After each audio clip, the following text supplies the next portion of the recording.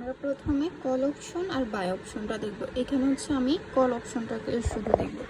Call option মানে হচ্ছে আমরা কি করি, কল অপশন মানে হচ্ছে আমরা রাইট টু বাই করার অধিকারটা নেই। এখন মনে রাখতে হবে কল অপশনের বেলায় যদি আমার মার্কেট প্রাইস বাড়ে তাহলে আমার এগ্রিমেন্ট করলে হচ্ছে তখন আমি এক্সারসাইজ করব, কারণ আমার প্রফিট হবে।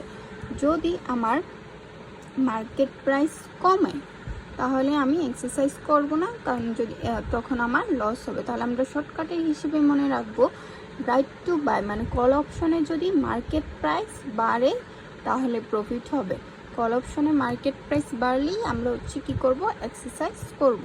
এখানে অপশন প্রিমিয়াম কি, স্ট্রাইক প্রাইস কি তুমি তো অলরেডি জানো, তাই আমি আর এটা বর্ণনা করে দিলাম না। শুধু এটুক বলি অপশন প্রাইসে বায়ার হচ্ছে অপশন প্রাইস দিচ্ছে, আমি যদি বাই করি তাহলে আমাকে অপশন প্রাইসটা দিতে হবে, কিন্তু আমি যদি সেলার হই আমি অপশন প্রাইসটা পাবো। মনে রাখতে হবে বায়ার অপশন প্রাইসটা দিচ্ছে আর সেলার অপশন প্রাইসটা পাচ্ছে। এখন তুমি কি বায়ার নাকি তুমি সেলার, এগুলো হচ্ছে তোমাকে বলাই থাকবে প্রশ্নে।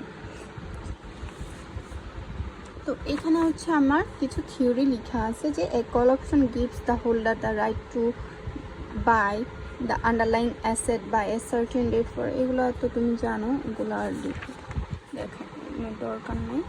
আমরা ডিরেক্ট একটা ম্যাথ দেখি। হ্যাঁ, এখানে যদি এখানে আমি আরেকটা জিনিস বুঝাই দিই, সেটা হচ্ছে লং পজিশন আর শর্ট পজিশন। লংয়ের বেলায় আমরা কি করি, বাই করি।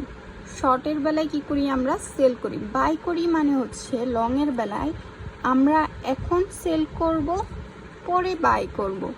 লংয়ের বেলায় আমরা কি করি, এখন সেল করে দিব জিনিসটা, পরে বাই করব। কেন এই কাজটা করি, কারণ ভবিষ্যতে দাম কমবে। আমরা ভাবি যে ভবিষ্যতে দাম কমবে, এই জন্য আমরা এখন সেল করে দিচ্ছি। তারপর কারণ এখন যেহেতু বেশি দাম, এখন সেল করে দিচ্ছি, ভবিষ্যতে গিয়ে বাই করছি। এটা কি হচ্ছে লং বলতেছে। শর্ট কি, আমি এখন বাই করব, ভবিষ্যতে গিয়ে সেল করব। কেন, কারণ আমি ভাবছি যে ভবিষ্যতে দামটা বাড়বে। তার মানে শর্টে হচ্ছে সেল, লংয়ে হচ্ছে বাই। আমরা কি করি, এখন সেল করি, ভবিষ্যতে বাই করব বিদায় এটা লংয়ে হচ্ছে বাই। আর এখন বাই করব, ভবিষ্যতে সেল করব দেখে শর্টে হচ্ছে সেল। এটা মাথায় রাখবো। হ্যাঁ, এখন তোমাকে কি দেওয়া আছে, strike price 55, option price 4, market price কি 60ও হতে পারে, মার্কেট প্রাইস 51 হতে পারে। এটা আমি আর কি দুইটাই বোঝানোর জন্য ধরছি যে যদি বাড়ে আমাদের সিনারিও কি হবে, যদি কমে আমাদের সিনারিও কি হবে। প্রথমত আমাদেরকে কি করতে হবে, অপশন প্রাইসটা দিয়ে দিতে হবে। আমরা জানি এখানে হচ্ছে আমরা যখন লিখতেছি -4 তার মানে হচ্ছে এটা বায়ার অফ এ কল, আর এখানে যখন +4 দিচ্ছি তার মানে সেলার পাচ্ছে, বায়ার দিচ্ছে। এখান থেকে যেটা যাবে এটাকে, এই জন্য এটাকে বায়ার অফ এ কল বলবে, আর এখান থেকে যেটা যাচ্ছে এটাকে সেলার অফ এ কল বলবে। এখন হচ্ছে আমরা এটা আঁকবো কিভাবে, আমার কি আমরা জানি আমরা কল অপশনে কি করি, বাই করি। তার মানে এখন বাই করব, ভবিষ্যতে গিয়ে জিনিসটাকে সেল করব। এখন ভবিষ্যতে গিয়ে যদি জিনিসটা সেল করি তাহলে আমার মার্কেট প্রাইস যদি বাড়ে তাহলেই তো আমার জন্য ভালো, তাই না? আমি বেশি দামে সেল করতে পারবো এটাকে। আমি যদি তার কাছে হচ্ছে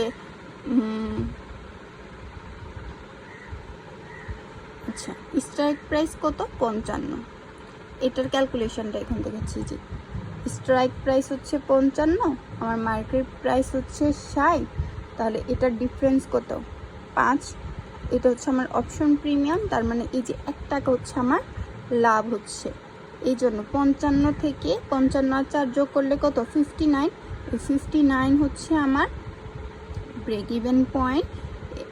আমরা প্রথমে এই বরাবর আসবো, 55 বরাবর আসবো, তারপর হচ্ছে আমরা ব্রেক ইভেন পয়েন্টের এদিক দিয়ে দিব, এদিক দিয়ে দিব।